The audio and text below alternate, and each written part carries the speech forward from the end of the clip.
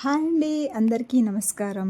ఈ వీడియోలో వచ్చేసి హోమ్ మేడ్ అల్లం వెల్లుల్లి పేస్ట్ అండి. అంటే నేను ఇంట్లోనే అల్లం వెల్లుల్లి పేస్ట్ని చేసుకుంటా. ఎందుకంటే ఫ్రెష్గా తీసుకొచ్చి అల్లం వెల్లుల్లిని తీసుకొచ్చి ఇలా గిల్లుకొని అల్లంని ఇలా మొత్తం మంచిగా గిల్లుకోవాలండి. నేనైతే చెంచాతోనే గిల్లుతా, నాకు అట్లనే వస్తుంది.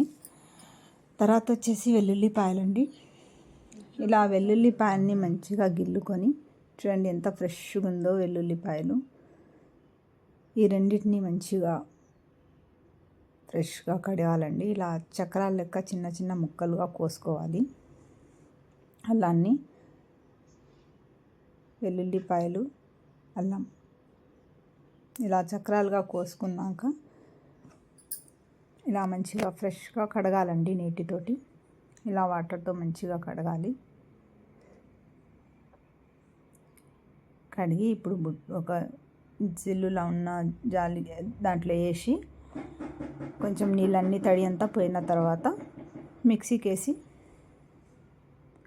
పేస్ట్ చేసుకోవాలి. ఇలా మిక్సీకి వేసుకోవాలండి. మంచిగా ఉప్పు వేసుకొని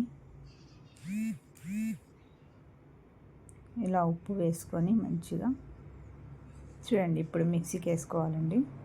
పేస్ట్ లెక్క అయిపోయినాక మెత్తగా పేస్ట్ లెక్క చేసుకోవాలి. ఇప్పుడు మనం బయట నుంచి కొన్నదైతే మాత్రం నేను అస్సలు వాడనండి. ఎందుకంటే నాకు అస్సలు నచ్చదు ఆ వెల్లుల్లి పేస్ట్.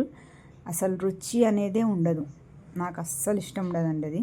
కాబట్టి నేను ఏదైనా హోమ్ మేడే తయారు చేసుకుంటా అండి. ఇదైతే ఇలా మంచిగా హోమ్ మేడ్